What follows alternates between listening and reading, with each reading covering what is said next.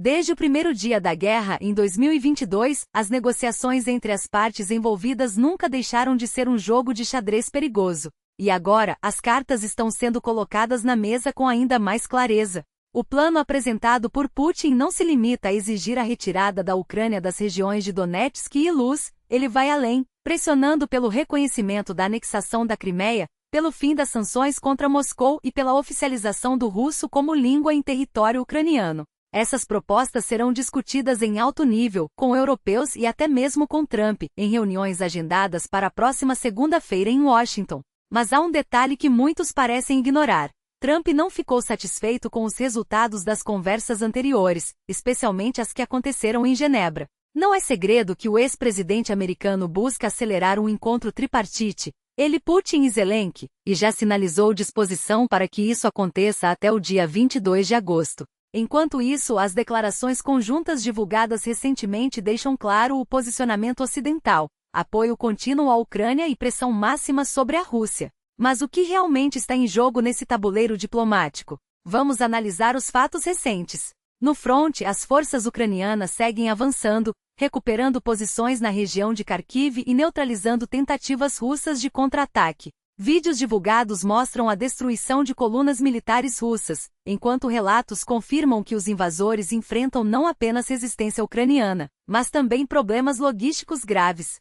Em suma, as tropas de Kiev conseguiram avançar cerca de 2 quilômetros, consolidando posições estratégicas. Em um caso emblemático, uma ex-funcionária do Ministério da Defesa russo foi condenada à prisão por abandonar seu posto, em um julgamento que expôs denúncias de maus-tratos, salários atrasados e violência contra soldados.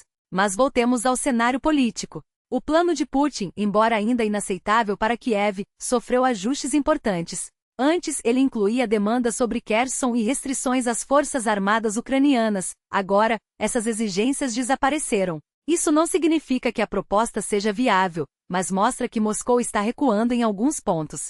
E é justamente essa flexibilização que parece ter acendido o interesse de Trump. Afinal, se duas potências, Rússia e Estados Unidos, estão cedendo em suas posições, quem está sendo deixado de fora? A Ucrânia, é claro. Zelensky já deixou claro que não abrirá mão de suas linhas vermelhas, soberania territorial, integridade das fronteiras e a recusa em aceitar qualquer imposição que viole a Constituição ucraniana. Enquanto isso, as linhas vermelhas russas parecem mais maleáveis do que nunca. A situação, embora tensa, não é tão desesperadora quanto muitos imaginam. A Rússia, na verdade, está frustrada com os resultados das negociações, e Putin não conseguiu atender às expectativas de Trump. Prova disso é o tom irritado do ex-presidente americano durante uma ligação de madrugada com líderes europeus, na qual ele teria reclamado de trabalhar 24 horas seguidas sem resultados concretos. Isso não significa que Trump desistirá de pressionar Zelensky, mas indica que, se não houver avanços, o foco da pressão pode se voltar novamente para Moscou. E aqui surge uma pergunta crucial: em que ponto os Estados Unidos cederam? Para entender isso, é preciso lembrar o conflito entre Trump e Zelensky no ano passado, quando o presidente ucraniano insistiu em garantias de segurança por parte dos Estados Unidos. Na época, Trump foi categórico: não haveria compromissos formais. Mas agora, segundo fontes ocidentais, a postura americana mudou. Trump estaria disposto a oferecer à Ucrânia algo semelhante ao artigo 5 da OTAN, um mecanismo de defesa coletiva, mas adaptado especificamente para Kiev. Essa ideia, aliás, já havia sido sugerida meses atrás pela ex-premier britânica Liz Truss, e agora parece ganhar força. Líderes europeus confirmam que a posição de Trump sobre garantias de segurança evoluiu, sinalizando uma possível reviravolta nas relações transatlânticas. Enquanto isso, no campo de batalha, a Ucrânia mantém a iniciativa. As forças russas tentam avançar em várias frentes, mas enfrentam resistência feroz e problemas de abastecimento. Em Kharkiv, por exemplo, uma coluna blindada foi destruída em minutos, demonstrando a eficácia das táticas ucranianas. Em um caso que chocou a opinião pública, uma ex-funcionária do Ministério da Defesa russo foi condenada à prisão por deserção, após denunciar condições desumanas nas unidades militares. O que tudo isso significa? Que a guerra está longe de terminar, mas que as peças no tabuleiro estão se movendo de forma imprevisível. A Rússia recua em algumas demandas, os Estados Unidos sinalizam disposição para negociar, e a Ucrânia se mantém firme em suas posições. O cenário é complexo, mas uma coisa é certa: ignorar os detalhes dessa equação pode custar caro. E é por isso que acompanhar cada desenvolvimento é essencial, seja apoiando com um like, comentando ou se inscrevendo no canal. Cada interação ajuda a disseminar informações confiáveis, especialmente em plataformas como o YouTube, onde algoritmos priorizam conteúdos com maior engajamento. Se quiser ir além e contribuir financeiramente para a produção de análises como esta, há opções disponíveis como o Patreon. E para quem busca acesso irrestrito à internet, uma VPN confiável é a solução ideal. Com ela é possível contornar bloqueios, assistir a vídeos sem restrições, acessar redes sociais e até mesmo utilizar serviços que foram censurados. A compra pode ser feita diretamente pelo link na descrição, e o uso desses serviços ainda é legal na Rússia, mas se houver mudanças, você será informado imediatamente. Agora, voltando aos fatos das últimas 24 horas. Enquanto alguns comemoram as condenações na Rússia, outros lamentam as perdas e a instabilidade. Mas uma coisa é inegável, a guerra continua, e cada dia traz novas reviravoltas. O plano de Putin pode não ser aceitável, mas sua evolução mostra que até mesmo Moscou está sendo forçada a recuar. E no meio desse jogo de poder, a Ucrânia segue resistindo, não apenas no campo de batalha, mas também nas mesas de negociação. O futuro ainda é incerto, mas uma coisa é clara: quem subestimar a determinação de Kiev estará cometendo um erro grave. A verdade é que o caminho de Trump pode não ser o ideal, mas representa uma oportunidade real de pôr fim à guerra. E aqui é preciso ser honesto: o ex-presidente americano não tem qualquer apego emocional pela região de Donetsk, pela Ucrânia, ou pelos detalhes do fronte. O que ele quer é resolver o problema. Simples assim. Se Putin tomasse Kiev amanhã, Trump provavelmente aceitaria, desde que a questão fosse encerrada. Mas como isso não acontece, qualquer desvio das exigências maximalistas russas já é visto por ele como um bom negócio. Não importa como, importa que acabe. Não por compaixão pelos ucranianos ou pelas vidas perdidas, mas porque seu maior medo é falhar com sua própria imagem. Ele prometeu encerrar a guerra em 24 horas, depois em 100 dias, e nada disso se concretizou. Agora a tão sonhada vitória diplomática escapa por entre seus dedos, e Putin sabe exatamente como explorar essa pressa. O que Trump tenta empurrar para Zelensky e a Europa é, na prática, o plano russo, não porque o aprove, mas porque para ele, qualquer acordo é melhor do que nenhum. E ele insiste que as três partes, Ucrânia, Rússia e Estados Unidos, se reúnam já em 22 de agosto. O detalhe é que, para Trump, os termos de Putin não são o problema. O problema é que o problema exista. Ele quer uma solução, e se alguém lhe apresentar uma, ele a abraçará, mesmo que seja uma rendição disfarçada. Na segunda-feira ele terá consultas com assessores e, em seguida, um encontro com Zelensky e líderes ocidentais. A grande questão é: conseguirão eles explicar, em uma linguagem que Trump entenda, por que esse acordo não vai acontecer? Porque aqui está o ponto crucial. Trump, mesmo após o fiasco da cúpula no Alasca, continua pressionando pelo plano de Putin. Não porque acredite nele, mas porque não vê alternativa. Sua missão não é convencer Trump de que o acordo é ruim, é convencê-lo de que não há acordo possível, que a Ucrânia jamais aceitará essas condições, nem sob ameaça de cortes no Starlink, nem com a suspensão da inteligência ocidental, nem com o desmantelamento dos mecanismos que permitem à Europa comprar armas americanas para Kiev. Trump apoia Putin porque acredita que o Kremlin está fraco e pode ser dobrado. A tarefa da Ucrânia e de seus aliados é provar o contrário, que eles também são inquebráveis. Na reunião de segunda-feira, duas mensagens precisam ser transmitidas com clareza. A primeira: Putin pode ser pressionado. A situação econômica da Rússia se deteriora a olhos vistos, até analistas russos admitem isso. O déficit orçamentário é pior do que o previsto, a moeda enfraquece, e o próprio Putin convocou economistas para uma reunião de emergência, sinal de que até ele reconhece o problema. No fronte, os avanços russos são mínimos, e a resistência ucraniana só se fortalece. A segunda mensagem: a Ucrânia não cederá. Nem sob chantagem, nem sob isolamento, nem sob qualquer condição que viole sua soberania. Trump precisa entender que, por mais que ele queira um acordo, Kiev não assinará sua própria sentença. E quanto aos outros atores? Macron, por exemplo, pode até participar das negociações, mas sua presença é mais simbólica do que efetiva. Afinal, suas declarações recentes, como o reconhecimento informal de um Estado palestino, não só irritaram os Estados Unidos como deram fôlego ao Hamas, minando qualquer esforço real de pressão sobre o grupo. Não é à toa que muitos em Washington veem sua postura como contraproducente. Sua participação, portanto, pode até gerar ruído, mas dificilmente mudará o jogo.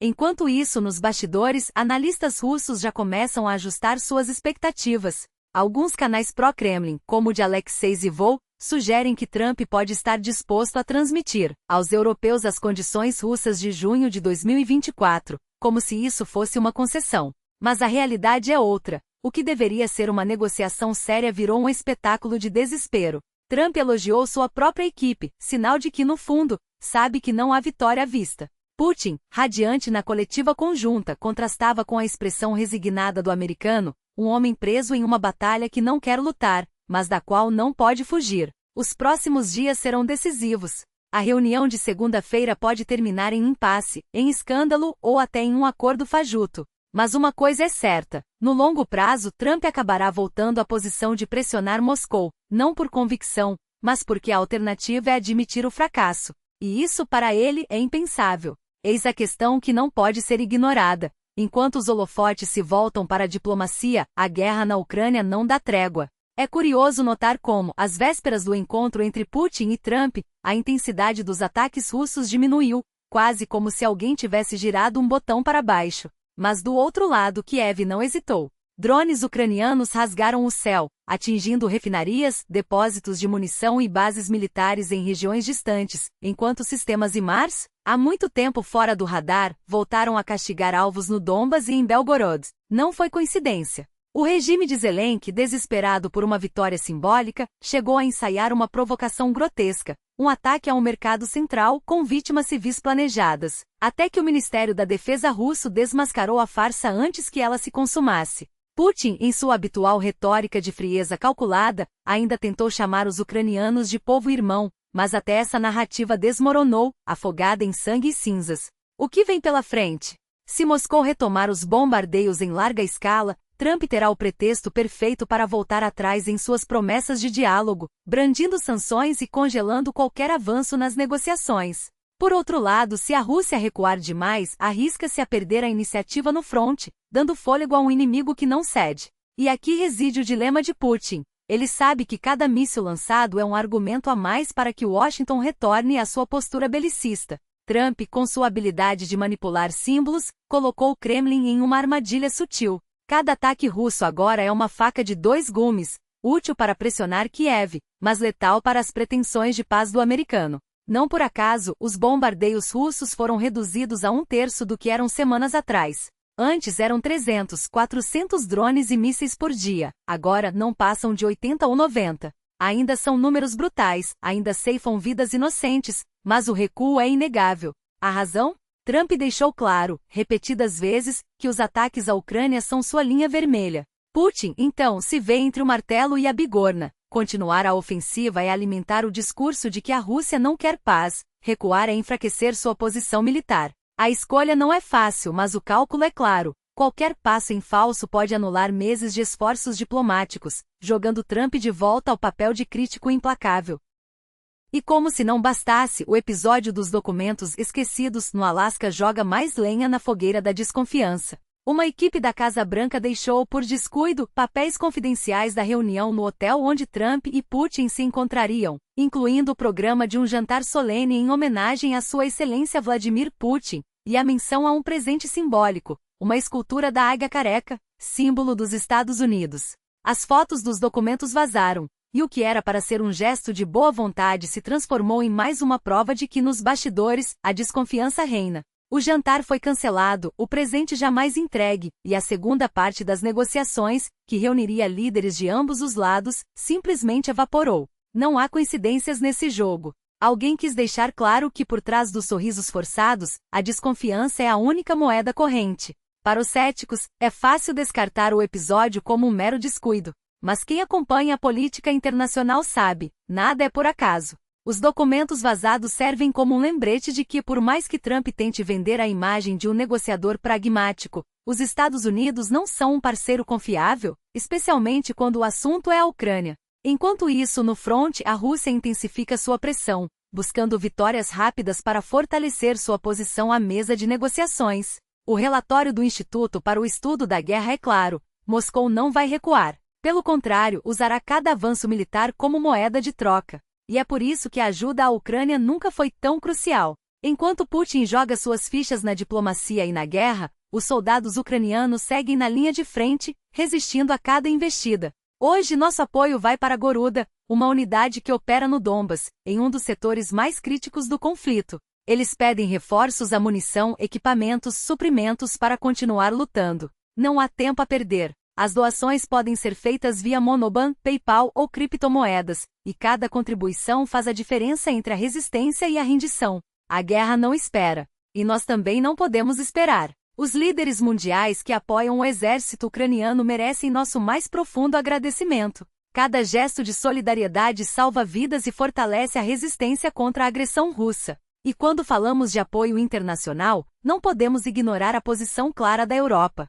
Desde o chanceler alemão Olaf Scholz até o primeiro-ministro britânico Keir Starmer, passando pelo presidente finlandês Alexander Stubb, o primeiro-ministro polonês Donald Tusk, a presidente do Conselho Europeu Charles Michel e a presidente da Comissão Europeia Ursula von der Leyen, todos reafirmaram seu compromisso inabalável com a Ucrânia. O próprio presidente dos Estados Unidos, Donald Trump, em declaração conjunta com o presidente Zelensky, reforçou que não haverá acordo de paz enquanto a guerra continuar, e que os próximos passos devem incluir negociações diretas com Kiev, além de um possível encontro trilateral com o apoio da Europa. A mensagem é inequívoca: a Ucrânia precisa de garantias de segurança inegociáveis para proteger sua soberania e integridade territorial, e essas garantias estão sendo oferecidas.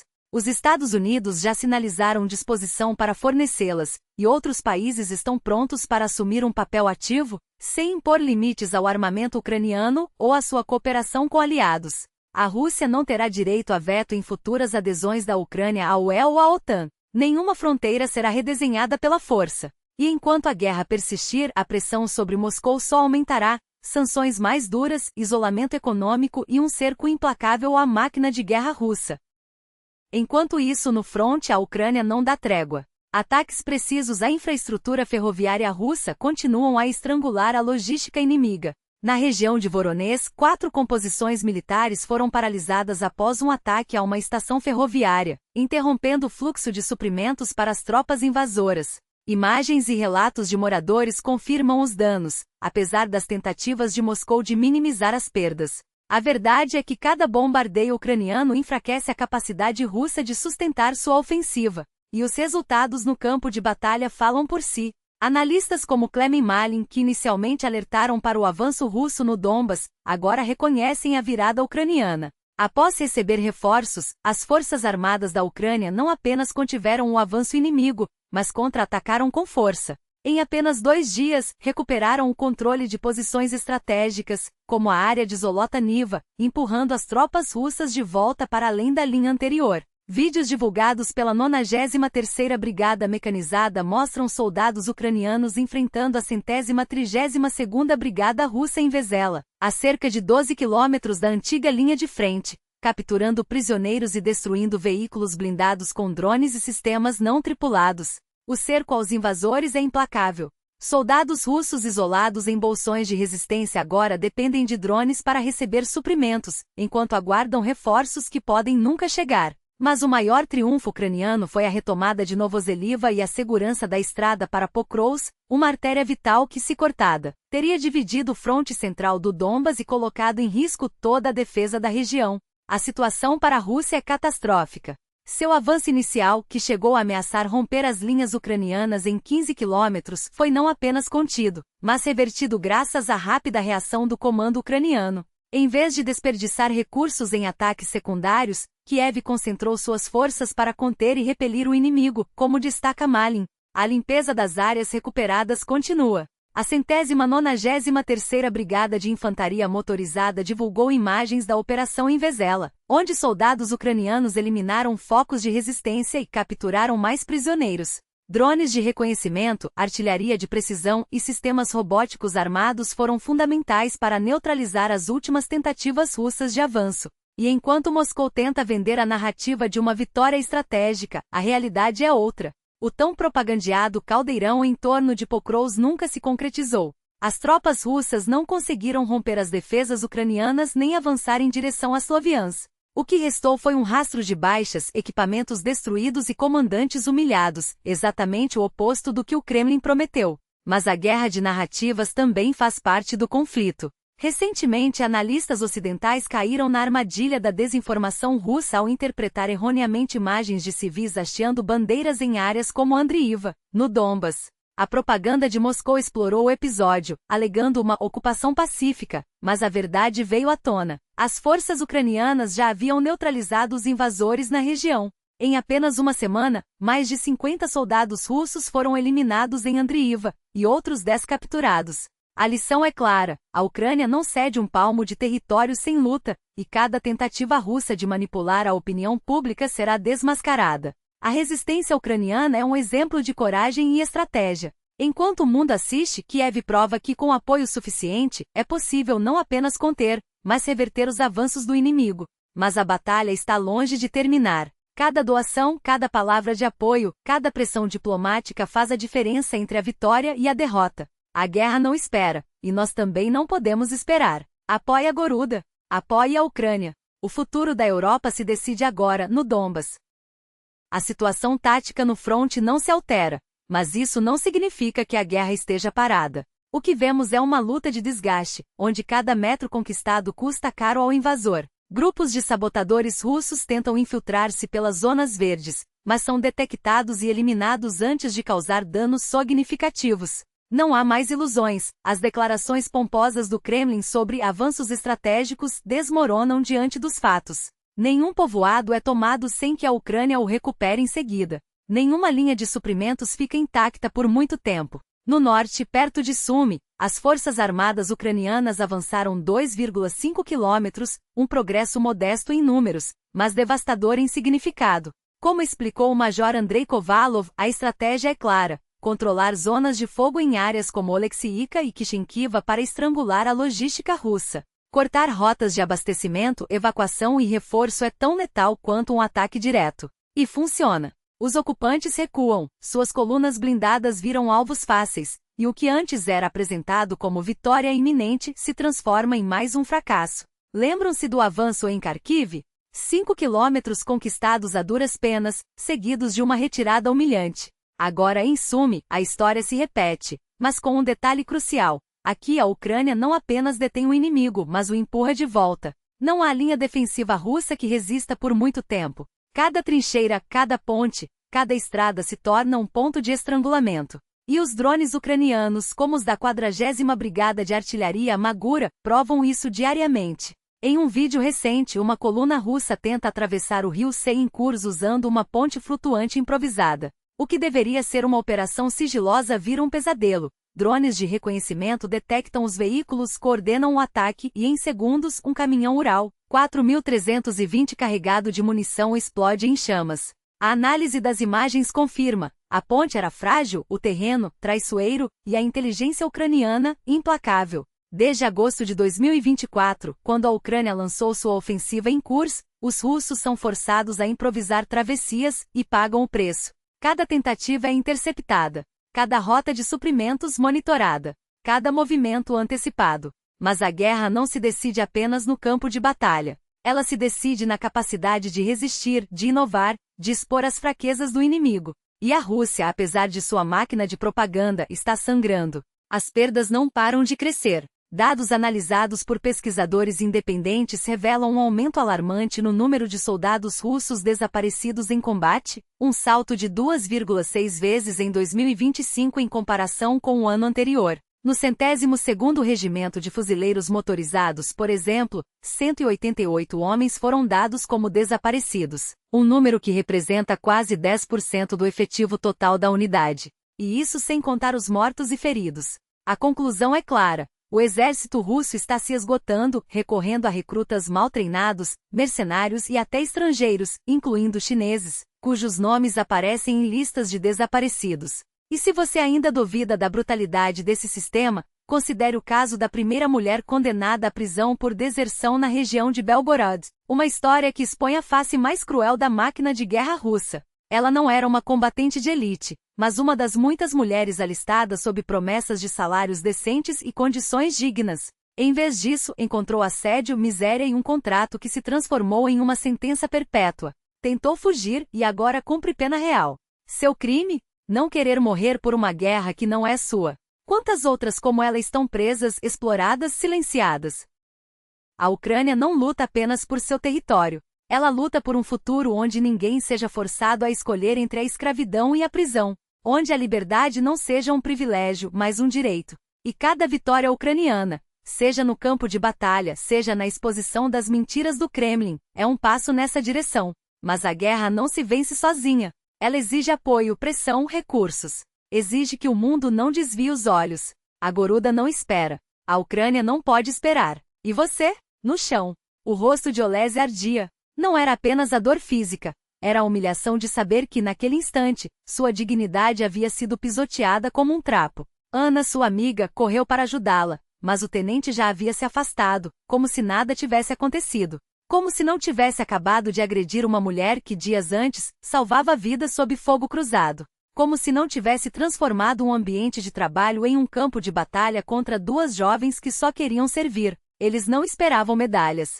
Não pediam reconhecimento. Queriam apenas o que lhes fora prometido: respeito, salário justo, condições mínimas de dignidade. Mas o sistema, esse monstro de engrenagens enferrujadas, devorava tudo, até a esperança. O contrato de Olésya e Ana não era um acordo entre partes iguais. Era uma armadilha. Uma promessa vazia de 200 mil rublos que na prática se transformou em migalhas. Um juramento de apoio que na hora da verdade virou abandono.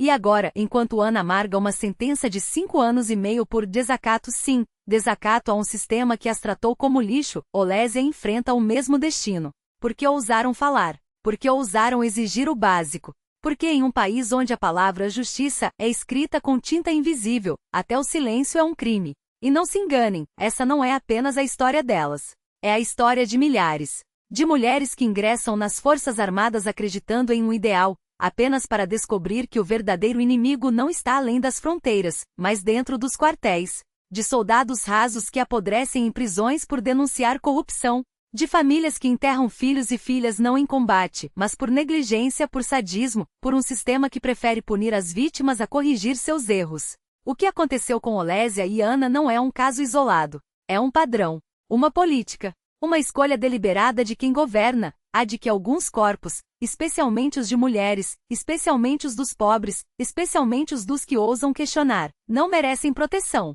Mas há algo que esse sistema não calculou. A resistência não se quebra com violência. Ela se alimenta dela. Cada golpe, cada humilhação, cada mentira desmascarada é um tijolo a mais na muralha que separa o povo da opressão. Olésya e Ana não são vítimas. São testemunhas. E suas vozes, gravadas em áudios, documentadas em papéis, ecoadas em tribunais, são provas irrefutáveis de que a máquina de guerra não funciona apenas contra inimigos externos. Ela devora seus próprios soldados. Ela esmaga os que confiam nela. E quando faz, não é por acidente. É por design. A pergunta que fica não é se isso vai acontecer de novo. A pergunta é: até quando vamos fingir que não vemos? Até quando vamos aceitar que a linha entre herói e inimigo é traçada não por atos, mas por quem segura a caneta? Ana já está atrás das grades. Olésya pode ser a próxima. E enquanto o mundo assiste distraído a cada nova injustiça, o sistema se fortalece. Porque a impunidade não é a ausência de punição. É a certeza de que ela nunca virá. Mas a história não termina aqui. Ela nunca termina. Porque para cada voz silenciada, outras 10 se levantam. Para cada porta fechada, uma janela se abre. E para cada golpe desferido, há quem se recuse a cair. O que você fará quando a próxima Ana ou a próxima Olésya bater à sua porta? Quando a próxima história de abuso, de fraude, de violência institucional chegar até você? Vai desviar o olhar? Vai dizer que não é problema seu? Ou vai se lembrar de que a liberdade não é um direito que se concede? É um fogo que se alimenta com a coragem de quem se recusa a apagá-lo? Eles não podem esperar. E você? Eis a verdade nua e crua: a justiça não chega sozinha. Ela é arrancada das mãos de quem a nega, forjada no suor de quem se recusa a aceitar o silêncio como resposta. O que aconteceu com Olésya não foi um acidente, foi um sistema. Um sistema que quebra ossos, rasga tendões e, quando não consegue calar a vítima, tenta enterrá-la empapelada, em desculpas esfarrapadas, em ela mesma caiu. Um sistema que transforma a dor em burocracia, a violência em mal-entendido e a coragem de denunciar em crime de deserção.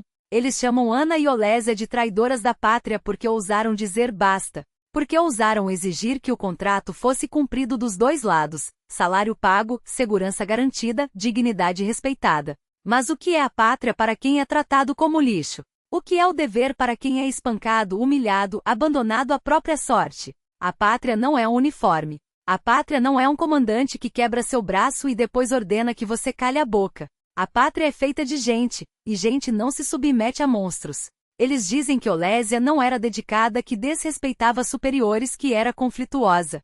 Claro, como não ser conflituosa quando o preço da obediência é um osso fraturado? Como não questionar quando a alternativa é ser chamada de mulher de comportamento duvidoso, só porque um homem em posição de poder decidiu que seu corpo era território de impunidade? Eles reescrevem a história para que a vítima vire ré, transformam a denúncia em insubordinação. E depois se espantam quando as pessoas preferem fugir a voltar para o inferno. Ana está atrás das grades porque escolheu não se apresentar. Não por covardia, por sobrevivência. Porque sabia que se voltasse, seria punida 2 vezes, pela lei e pela mão invisível de quem já havia provado do que era capaz. 5 anos e meio de prisão por abandono de posto. 5 anos e meio por ter medo. 5 anos e meio por não querer morrer. Enquanto isso, o tenente que quebrou o braço de Olésia segue impune, o procurador que minimizou o caso segue em seu cargo, e a máquina segue funcionando, triturando vidas, cuspindo estatísticas. Eles dizem que não há provas. Mas o que é uma prova para quem controla os laudos, os depoimentos, os arquivos? O que é uma prova quando o próprio sistema é cúmplice? Olésia tem cicatrizes. Ana tem uma sentença. E o tenente? Tem uma carreira intacta. É assim que funciona. A vítima carrega as marcas, o agressor carrega medalhas. Agora, um novo capítulo se desenha. Um soldado russo, ferido na guerra, volta para casa e é acusado de estupro. A vítima é uma mulher de sua própria comunidade. Ele já tinha ficha criminal e ameaças, agressões, roubo. Mas isso não o impediu de vestir o uniforme. Não o impediu de ser enviado para matar e morrer em nome de uma pátria, que na primeira oportunidade, o joga de volta à sociedade como se nada tivesse acontecido. Como se a violência fosse um detalhe, um deslize, algo que se apaga com um novo alistamento. Eles querem que você acredite que isso é exceção, que são casos isolados. Mas quantos casos precisam se acumular para que deixe de ser exceção e se torne regra? Quantas mulheres precisam ser estupradas? Quantos homens precisam ser espancados? Quantas vidas precisam ser destruídas até que alguém grite: chega? Não se engane. Não há glória em servir a um exército que devora seus próprios soldados. Não há honra em vestir um uniforme que protege estupradores e encobre torturadores. Não há patriotismo em fechar os olhos para a podridão só porque ela veste farda. A verdadeira lealdade não é ao sistema, é às pessoas. E as pessoas estão sendo esmagadas. Então, pergunto de novo. O que você fará quando a próxima Ana bater à sua porta? Quando a próxima Olésia gritar por ajuda? Quando a próxima vítima, homem ou mulher, soldado ou civil, disser que não aguenta mais? Vai virar as costas? Vai murmurar que não é da sua conta? Ou vai se lembrar de que a liberdade não se mendiga, se conquista? Eles não podem esperar. E você? A música não toca sozinha, ela explode. É o som da urgência, o ritmo da resistência, o compasso de quem não aceita mais esperar. Cada nota é um grito abafado que finalmente encontra voz, cada acorde é um punho erguido contra a escuridão. Não é apenas melodia, é combustível. É o que faz o coração bater mais forte quando as pernas tremem, o que transforma o medo em fúria e a fúria em ação. Eles querem que você dance conforme a música deles, lenta, controlada, obediente. Mas a verdadeira dança não tem coreografia. Ela é selvagem, imprevisível, nasce do instinto de quem sabe que não há tempo para passos ensaiados. Você ouve. É o som das correntes se quebrando, dos muros desmoronando, dos silêncios sendo rasgados ao meio. A pergunta não é se você vai acompanhar o ritmo. É se você vai deixar que ele te arraste, ou se vai ser a mão que segura o microfone e grita mais alto. Porque a música não para. E quando ela tocar para você não haverá desculpas. Só escolha, ficar parado ou entrar no compasso da história.